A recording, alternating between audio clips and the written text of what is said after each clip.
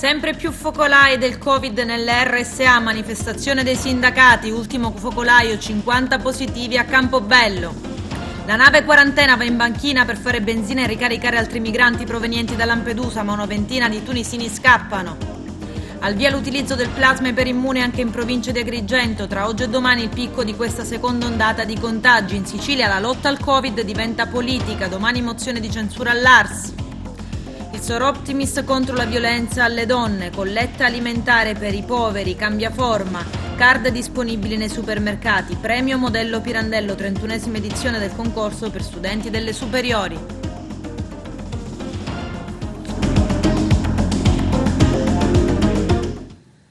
Bentrovati gentili telespettatori al nostro appuntamento con l'informazione. Sempre più focolai di Covid-19 nelle RSA, CGIL, CISL e UIL, categoria pensionati. Stamani hanno organizzato un sit-in in prefettura. L'ultimo caso accertato è all'interno di una casa di riposo di Campobello di Licata. A darne notizia è il sindaco Giovanni Picone. Si tratta di 50 positivi circa. Il servizio del nostro direttore Arturo Cantella. Un incontro si è svolto stamani in prefettura da parte dei sindacati CGIL, CISL e UIL sulle problematiche dei lavoratori dell'RSA e dei pensionati, fatto evidenziato anche dalla preoccupazione verso sia chi lavora al loro interno che alla salute dei pazienti ricoverati. Durante l'incontro si è anche manifestato il caso dell'RSA di Campobello di Licata, dove il sindaco ha annunciato che al suo interno sono stati rilevati una grande quantità di contagiati Covid. Abbiamo incontrato questa mattina il prefetto di Agrigento, che è stato molto sensibile e attento alle nostre rivendicazioni. Noi abbiamo chiesto più attenzione, più sicurezza per le case di riposo, perché nota a tutti quello che è successo nella nostra provincia. I contagiati 90% a Sambuca, a Santa Margherita di Belice, e ad ultimo si è aggiunto anche in maniera esponenziale il contagio che è venuto a Campobello di Licata. Vogliamo conoscere, essendo un RSA che fa parte della sanità pubblica, vogliamo conoscere che tipo di intervento sanitario viene portato all'interno, che tipo di sicurezza, le professionalità che ci sono, quanti infermieri, quanti medici, e quindi come viene attenzionata la salute dei cari che noi consegniamo nelle RSA.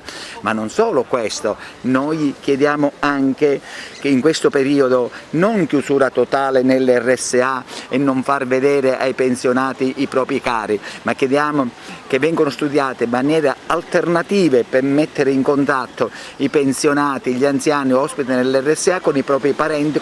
In questa pandemia i più colpiti sono gli anziani, quelli che sono più deboli, quelli che stanno nelle case di cura, dove, come diceva il collega, non abbiamo visto nulla di così terribile, l'abbandono, il Covid, nessuna sicurezza, e quindi noi siamo qui, lo abbiamo detto al prefetto, per rappresentare queste persone che non sono rappresentate da nessuno tranne che da noi, e quindi abbiamo chiesto al prefetto di costruire, una cabina di regia che attenzione a queste problematiche importantissime, perché, come diceva il collega Montalbano, le persone non muoiono solo per il Covid o di Covid, muoiono anche di solitudine, la cosa più terribile in questo momento, le persone che stanno a casa, che sono sole, che i figli sono fuori, che non possono rientrare.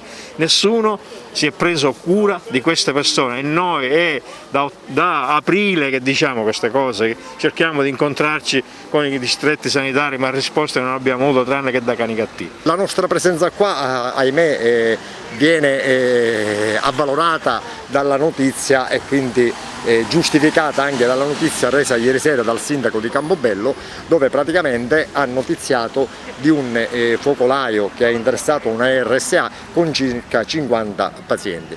Capiamo benissimo che sono e stanno diventando delle vere e proprie bombe atomiche. Quindi la trasparenza è di capire le strategie adottate per bloccare o quantomeno limitare i danni è importante. Il prefetto ci ha ricevuto stamattina e abbiamo capito che ha fatto proprie la nostra denuncia e le nostre preoccupazioni.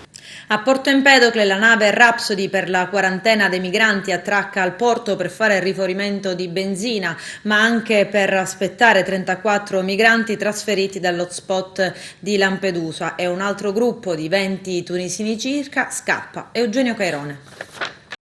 Ancora migranti alla ribalta della cronaca, con un'altra rocambolesca fuga, e questa volta dalla nave quarantena approdata a Porto Empedocle. Ma chi vigila sui migranti a bordo? Chi ha la responsabilità del servizio e chi dispone le varie operazioni che riguardano le navi quarantena? Domande sopra domande per riuscire a comprendere come siano possibili casi come quello accaduto al Porto Empedoclino. Ieri vi abbiamo raccontato della fuga da un'ambulanza di un giovane migrante positivo al Covid, del quale si sono perse le tracce, con tutto quello che può comportare. Oggi parliamo di un nuovo inquietante episodio con altre persone che andavano controllate dal punto di vista sanitario, che invece con una facilità incredibile sono scappate. E a quanto pare non sarebbe la prima volta che dalla stessa nave i migranti riescano a fuggire a gruppi. Nei giorni scorsi alcuni tunisini avrebbero utilizzato addirittura una scala di corda per dileguarsi una volta arrivati in porto. Non stiamo raccontando scene tratte da un film, e purtroppo l'amara realtà divenuta intollerabile con la gente che giustamente ha paura visto il periodo.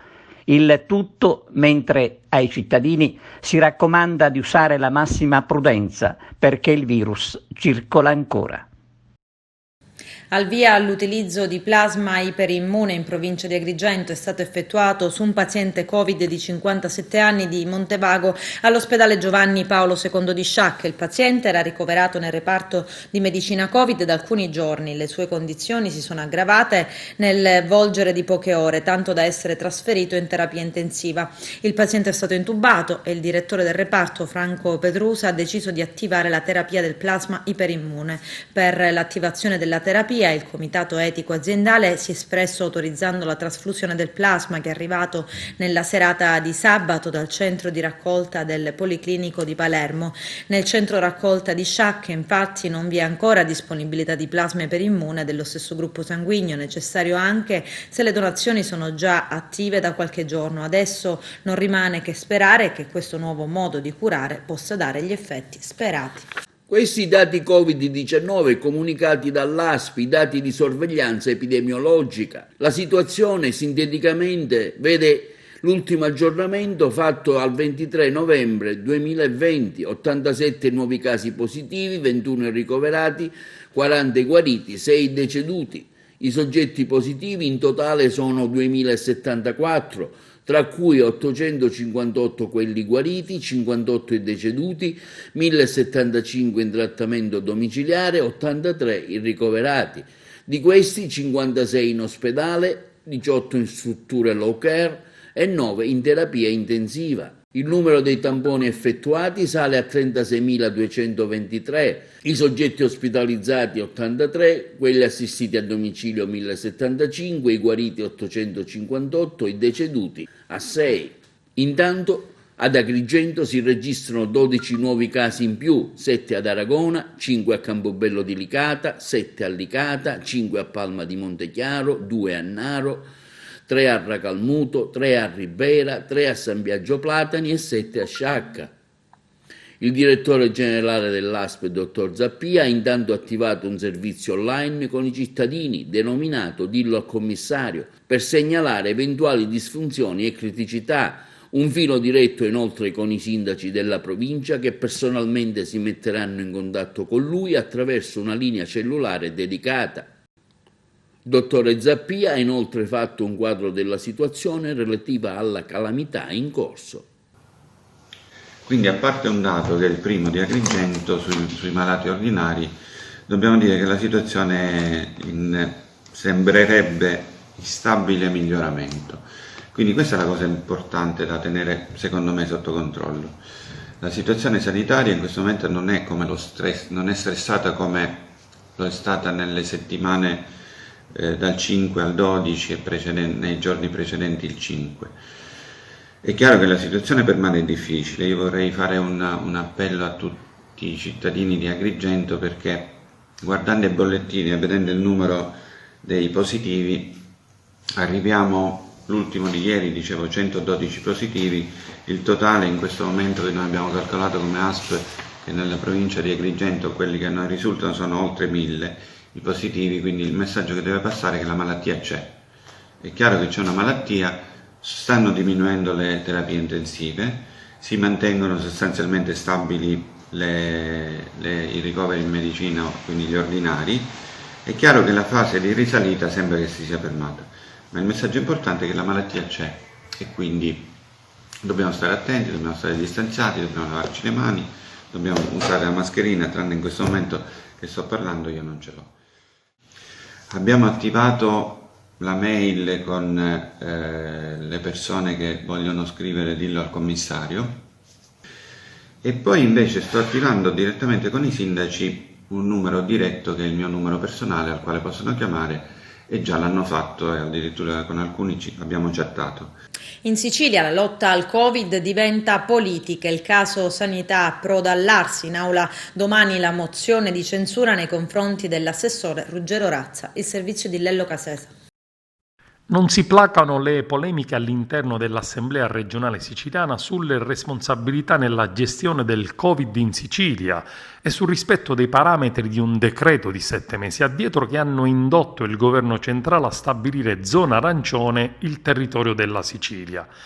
Ed infatti mercoledì in aula è atteso uno scontro durissimo tra opposizione e maggioranza su una mozione di censura presentata dai deputati del PD e del Movimento 5 Stelle contro l'assessore Ruggero Razza. Oggetto sono i 21 parametri previsti da un decreto adottato 7 mesi fa, visto che l'indice RT era alto, i tamponi erano insufficienti come le terapie intensive, subintensive ed i posti letto, ed era quindi saltato il tracciamento. Giuseppe Lupo, capo dell'opposizione all'Assemblea regionale siciliana, ha presentato con i colleghi del Movimento 5 Stelle Pasqua e del Movimento 100 Passi Claudio Fava la mozione di censura, auspicando che altri partiti e uomini di coscienza la votino. I posti letto non ci sono, ha detto Pasqua, perché mancano i medici, la cui assunzione andava fatta nei mesi scorsi. La stessa cosa per le USCA. E questo è un errore dell'assessore e dell'assessorato alla salute. La nostra mozione andrà avanti anche se ci sarà l'ispezione disposta sul caso da parte del Ministero della Salute, che rischia di trasformare la Sicilia in zona rossa. Fava dei 100 Passi si è soffermato ancora sull'audio del burocrate Mario Larrocca, che sollecitava dirigente e manager delle ASP a caricare i dati sulla piattaforma della Regione Siciliana. Un dirigente che sappia di cartelle cliniche manipolate, ha sottolineato Claudio Fava, deve assolutamente fare subito i nomi perché c'è un attentato alla salute dei cittadini. Faccia i nomi dei medici e li faccia alla procura. Se ci sono manager che si voltano dall'altra parte e non sono all'altezza della situazione, nominati da questo governo regionale, vanno rimossi, vadano a casa, ha concluso il deputato Claudio Fava. Con un po' di ritardo rispetto alle altre zone del paese, ma tra oggi e domani si dovrebbe toccare il picco dei contagi anche in Sicilia. Poi, secondo il modello statistico messo a punto da un gruppo di ricercatori dell'Università di Palermo, finalmente la curva dovrebbe iniziare a scendere. Il peggio quindi per questa seconda ondata dovrebbe essere quasi passato. Lo dimostra l'andamento dell'epidemia sia a livello nazionale che in alcune regioni più colpite come la Campania e la Lombardia, dove la discesa è già iniziata da circa 10 giorni. Possiamo sicuramente affermare che il 2020 è stato un anno terribile, dove il termine pandemia ha disegnato una rivoluzione nel modo di comportamento e nella gestione della nostra esistenza. Il 2021, al contrario, potrebbe iniziare bene con l'arrivo anche nel nostro paese del vaccino per il Covid-19 distribuito in tutto il mondo. Domenico Arcuri, gestore unico dell'emergenza Covid-19 in Italia, durante l'audizione ieri alla Camera dei Deputati, la cui notizia è sui media nazionali di oggi, afferma: ci sarà un punto di conservazione e somministrazione dei vaccini ogni 20.000 cittadini. Arcuri ha illustrato il piano che si sta mettendo a punto e che dovrà essere pronto nelle prossime settimane. Il piano, ha spiegato il commissario per le diverse tipologie di vaccino, dovrà tener conto di 4 diverse variabili: distribuzione a carico dell'azienda produttrice o dello Stato acquirente, temperatura di conservazione, modalità di somministrazione, intervallo temporale tra la prima e la seconda dose. Stiamo organizzando un piano che prevede il coinvolgimento delle regioni e dei comuni per conoscere prima possibile i punti di somministrazione all'interno di ospedali e RSA. Abbiamo già speso 94 milioni, che è la quota che l'Unione Europea ha chiesto all'Italia per acquisire la quantità di vaccini che sono stati finora predisposti, attraverso un meccanismo di quota percentuale che raggruppa tutti i paesi che hanno sottoscritto l'accordo in Europa. In questo accordo, ha spiegato Arcuri, ogni paese ha diritto ad una quota sui vaccini e quella dell'Italia è del 13,5% che nelle prossime settimane, siamo certi, arriverà in Italia. Sviluppo e turismo, le grandi navi da crociera a Porto Empedocle entro il 2023. Presentato il progetto di restyling del porto, il servizio del nostro direttore Arturo Cantella. Si è svolto ieri mattina un incontro online tra il presidente dell'autorità di sistema portuale del mare della Sicilia occidentale, il dottor Pasqualino Monti, il sindaco di Porto Empedocle, avvocato Ida Carmina, e il sovrintendente ai beni culturali di Agrigento, architetto Michele Benfari. L'obiettivo, quello di addivenire presto all'adeguamento tecnico-funzionale al vigente piano portuale regolatore. Si è infatti approfondito il tema della trasformazione dello scalo portuale empedoclino in un importante approdo crocieristico, che ormai è solo una questione di tempo. Dopo le intenzioni si stanno giungendo i fatti. Durante la conferenza online è stato illustrato dall'ingegnere Riccardo Giordano della società di consulenze tecnica Sigma il progetto di restyling del Molo Crispi, in cui verrà realizzata la nuova struttura e l'importante banchina crocieristica destinata a ospitare le navi Costa Crociere, MSC e Royal Caribbean.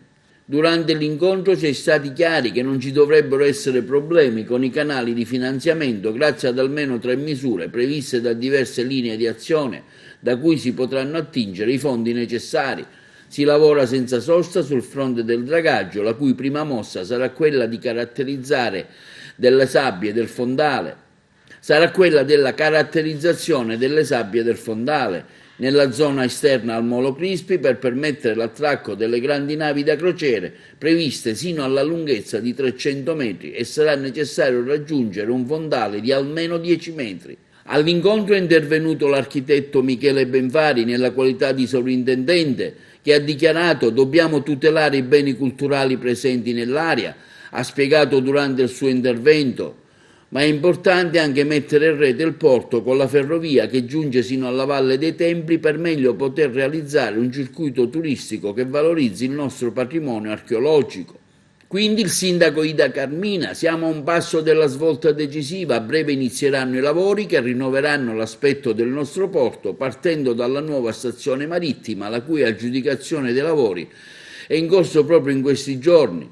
Si riuscirà, ha detto la Carmina, a proiettare la nostra città e il nostro porto verso quello sviluppo economico di natura turistica perseguito dalla mia amministrazione. Abbiamo avuto un incontro via call con l'autorità portuale di sistema, il presidente Monti, l'ingegnere La Barbera, che è quello che si occupa materialmente poi dal punto di vista concreto del nostro porto e di Trapani, e il sovrintendente sul futuro del porto empedoclino. È stato chiesto anche l'assenso e la collaborazione del nostro comune, naturalmente io ho dato, e vedrete che belle sorprese ci sono in Fieri e che a breve cominceranno. C'è anche un rending di quello che diventerà il Molo Crispi e avrete modo di apprezzare ciò che avverrà in breve, speriamo in breve tempo, e a breve anzi cominceranno già le demolizioni e proprio le opere concrete. Noi faremo il possibile e daremo il nostro contributo perché Porto Empedocle davvero si proietti verso questo futuro radioso. Si parla dell'arrivo delle 3 compagnie di crociera più grandi al mondo, con una media di arrivi giornalieri di 2500 turisti al giorno, quindi una cosa davvero imponente. Operazione All-in, smantellate 2 organizzazioni criminali che gestivano la raccolta illegale delle scommesse. I dettagli nel servizio. Su delega della locale Procura della Repubblica di Palermo, direzione distrettuale antimafia e Baschi Verdi del capoluogo siciliano hanno dato esecuzione a un'ordinanza di applicazione di misure cautelari emessa dal GIP del locale tribunale nei confronti di 15 soggetti, di cui 6 destinatari di custodia cautelare in carcere. Si tratta di Salvatore Rubino, Vincenzo Fiore, Cristian Tortora, Rosario Chianello, Michelangelo Guarino e Giovanni Di Noto. 9 invece quelli sottoposti agli arresti domiciliari: Salvatore Barrale, Maurizio Di Bella, Pasquale Somma, Giovanni Castagnetta, Davide Catalano, Giacomo Bilello, Pietro Montalto, Antonio Inserra e Salvatore Lombardo, a vario titolo tutti indagati per associazione a delinquere finalizzata all'esercizio abusivo delle scommesse e truffa ai danni dello Stato, nonché per trasferimento fraudolento di valori. Con il medesimo provvedimento il GIP ha disposto il sequestro preventivo di 6 agenzie scommesse ubicate a Palermo e in provincia di Napoli per un valore complessivo stimato di circa 1 milione di euro. Il provvedimento è in corso di esecuzione da parte di 100 militari della Guardia di Finanza in forza ai reparti di Palermo, Napoli e Salerno, che stanno inoltre effettuando numerose perquisizioni in luoghi nella disponibilità degli indagati in Sicilia e in Campania. Tu che guadagni? 1 euro, 20 centesimi sui saldi, ne perdi 1 euro, 20% saldo. Pasqua, a noi ci devono scegliere perché con noi si devono trovare bene a livello di serietà, non ci devono sfruttare. Dice ma noi siamo rigidi, ma noi lavoriamo bene però. Se vogliono fare, ma ti parlo di tutti, perché bene o male un po' tutti cercano di. Con noi non si scherza, noi non ne possiamo regalare soldi. Ti devi fare una bella riunione con tutti gli agenti, perché a Pasquale secondo me gli è scappata la situazione dalle mani.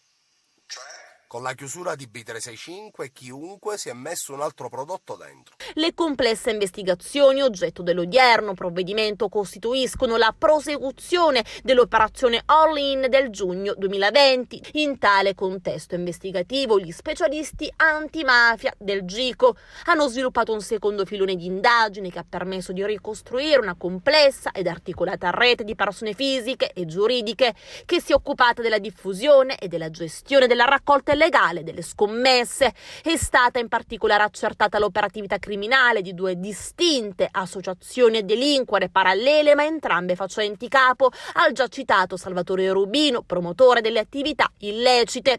L'efficacia dell'azione criminale è testimoniata dalla capacità della rete commerciale illecita di generare volumi di giocati di almeno 2,5 milioni di euro al mese, come desumibile da alcune intercettazioni telefoniche. Il primo gruppo criminale, capeggiato da Vincenzo Fiore, Cristian Tortora, è composto da Salvatore Barrale, Maurizio Di Bella, Pasquale Somma e Giovanni Castagnetta, sovrintendeva all'operatività di una rete di agenzie, ognuna delle quali riconducibile a soggetti di fiducia, i cosiddetti master. La seconda organizzazione invece, che pure gestiva centri scommesse attraverso cui operava la raccolta illecita, aveva come figure di rilievo Chianello Rosario e Michelangelo Guarino e si avvaleva della collaborazione di Giovanni Di Noto, detto Gianfranco, già tratto in arresto in quanto ritenuto elemento di spicco della famiglia mafiosa della Noce.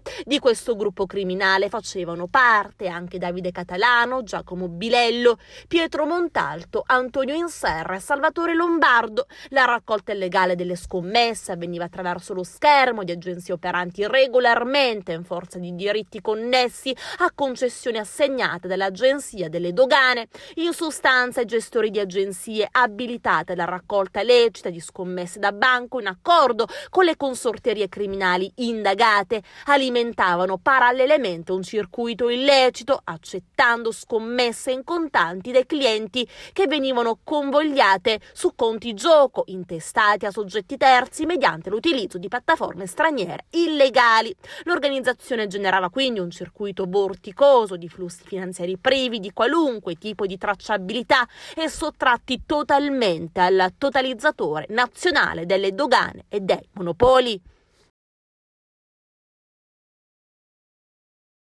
I carabinieri della compagnia di Canicattì hanno fermato e denunciato a piede libero 3 pregiudicati per il reato di tentato furto aggravato in concorso. I militari dell'Arma sono intervenuti nella serata di ieri quando, durante un controllo del territorio al fine di garantire il rispetto delle prescrizioni imposte per contenere la diffusione della pandemia di Covid-19, si sono insospettiti nel vedere i 3 soggetti con una tanica in mano intorno ad un furgone in via Bancari a Canicattì.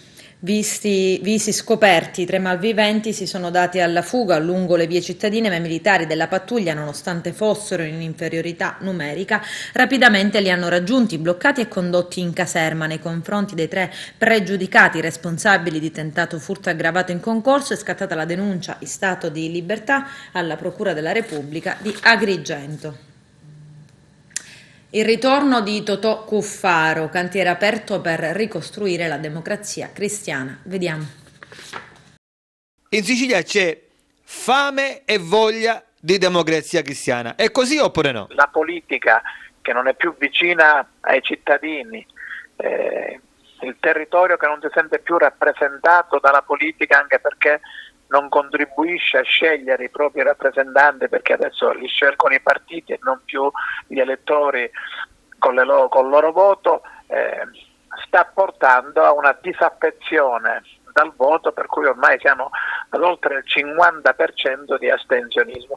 In questo contesto noi rilanciamo un partito che deve essere nuovo ma dal cuore antico, con la voglia di tornare a stare in mezzo alla gente, di riaprire le sezioni perché diventano un luogo di incontro e di dibattito e portare avanti una grande battaglia per il ripristino delle preferenze, per consentire ai cittadini di potersi scegliere i loro rappresentanti. Io non sarò mai più candidato, per cui il mio ruolo in questo minuto è di spingere, di motore, perché possa rinascere un grande partito che abbia valori consolidati, un partito che ritiene che l'anziano sia una risorsa e non un peso, che i bambini vanno educati, anche quelli che vogliono andare a scuola, e vengano considerati anche loro delle risorse. Il mio lavoro è per un partito giovane che sia degli altri, che possano camminare con le proprie gambe e pensare con la propria testa. Dal 94 in poi nessuno è stato capace di occupare, nel senso bello del termine, il centro, di essere interprete di un centro italiano molto grosso in termini di consensi elettorali. La legge elettorale che negli ultimi anni ci ha portato al voto è stata una legge che ha spinto verso la bipolarizzazione. C'è stato un centrodestra e un centrosinistra, perché i collegi obbligavano alle aggregazioni. Adesso la nuova legge elettorale che si è presentata alla Camera va verso la proporzionale, e questo darà un ulteriore segnale positivo per la ricomposizione del centro. C'è un piccolo cespuglio di centro che non consente più la possibilità di parlare di centrodestra. In questo contesto è un'ulteriore possibilità che il centro tenti di rimettersi tutto insieme per poter contare. Il fatto che ormai ci sia una destra molto forte dovrà spingere tutti questi partiti che da soli non riuscirebbero a fare il 5% a mettersi insieme per tornare in Parlamento. Ecco perché adesso c'è una nuova voglia di centro, perché anche un bisogno di molti di tornare ad essere protagonisti dentro il Parlamento. Credo che la democrazia cristiana nuova che noi stiamo portando avanti possa contribuire alla formazione di questo centro. Ha risvegliato tante nostalgie nei cinquantenni e con mia grande meraviglia sta trovando tanta disponibilità nei confronti di giovani che che è una sorpresa persino per me, giovani che ritornano a pensare che tra i tanti valori ci sono i valori storici della vita. Abbiamo aperto la segreteria regionale della Democrazia Cristiana a Palermo, adesso apriremo le sedi nelle province e in tanti paesi della Sicilia. A cominciare da dicembre cominceremo a strutturare il partito e a fare i gruppi consigliari in moltissimi comuni della Sicilia. Mi pare che tutta la politica sia relegata ai social, a un mi piace, commenta, condividi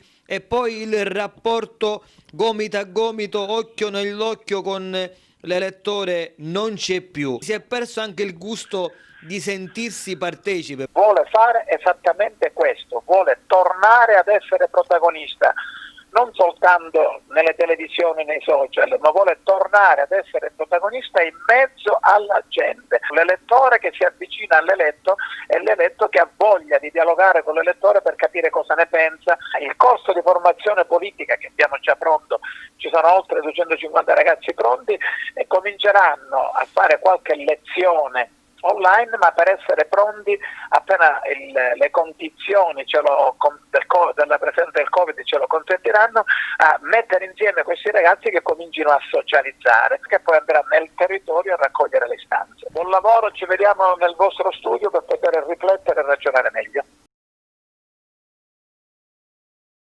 Ad Agrigento l'associazione ambientalista Mariamico segnala che è in corso la formazione di una maxi discarica lungo la strada di Contrada Maddalusa. Claudio Lombardo afferma non si tratta più del maleducato isolato ma qualcosa di organizzato, sta inquinando la strada di Maddalusa a pochi metri dal mare. Diversi automezzi ogni giorno depositano sfrabricidi, resti di giardinaggio e rifiuti vari in questa zona che fa parte del Parco della Valle dei Templi. Nel corso dell'assemblea virtuale che ha visto la partecipazione di quasi tutti i soci titolari di strutture recettive, Settimio Vinti è stato eletto all'unanimità presidente dell'ABBA, l'associazione dei Bed and Breakfast di Agrigento. Dopo la relazione conclusiva di fine mandato, l'uscente Carmelo Cantoni ha salutato tutti i soci ringraziandoli per il privilegio a lui concesso per ben 5 anni di guidare la prestigiosa associazione che raggruppa le strutture ricettive della città dei Templi. Adesso c'è la pubblicità, tra poco vi aspetto. Premio modello Pirandello, vince una studentessa di Barletta, invece il premio Kivanis International è stato conquistato dalla novella Il sindaco di Gaia Farrauto dell'Istituto Odierna di Palma di Montechiaro. Vediamo.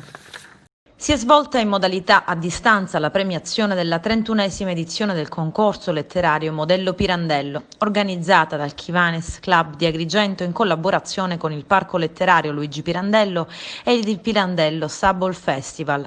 La competizione è riservata agli studenti delle scuole secondarie superiori che diventano autori di una novella ispirata alla grande tematica narrativa del premio Nobel agrigentino. La manifestazione è stata condotta da Franco Zicari ed è avvenuta in videoconferenza. È la prima volta che non la facciamo di presenza, è la prima volta che i finalisti, oltre a un rimborso spese, non avranno quest'anno la possibilità di visitare Agrigento. Negli altri anni Kivanis ha sempre permesso ai ragazzi di venire di presenza e partecipare a una cerimonia con qualche intervento musicale, interventi di attori professionisti che leggevano passi delle novelle. Questa sera invece andremo all'essenziale, faremo solo la presentazione di questi finalisti e naturalmente poi la premiazione. 31 anni che questo premio modello Pirandello sta facendo la storia anche del Distretto Italia e sono 31 anni, Franco, che abbiamo il piacere di avere un socio kiwaniano come te all'interno del Kiwanis San Marino, il Distretto Italia San Marino. Devo ringraziare gli sponsor che sono presenti e devo ringraziare il luogotenente perché tutti insieme stiamo facendo una grandissima attività coerente con quella che è la nostra mission Serving the Children of the World, servire i bambini del mondo. Come? come contribuendo a migliorare la nostra comunità, un bambino e una comunità alla volta. Oggi in linea non vedo dei bambini, ma vedo delle ragazze, ne sono molto orgogliosa per una questione di genere innanzitutto, ma proprio perché noi ragazze siamo motore dello sviluppo, non ce ne vogliano gli uomini che sono in rete in questo momento, sono donne anche le professoresse che vi hanno coinvolto, e devo dire che condividere questo momento di gioia con voi per me è un onore, perché chissà davvero domani qualcuna di voi potrebbe diventare una scrittrice di talento. Sono onorata di aver ricevuto questo premio e la possibilità di partecipare. Ho scritto questo basandomi soprattutto sull'immagine della maschera di Pirandello. Come sappiamo, noi sappiamo che la tematica principale di Pirandello è proprio la maschera, e ho deciso di inserirla ai nostri giorni, nel nostro XXI secolo, quando effettivamente l'immagine e la maschera che adesso conserviamo tutti, indossiamo tutti, è quella che noi abbiamo anche nei social.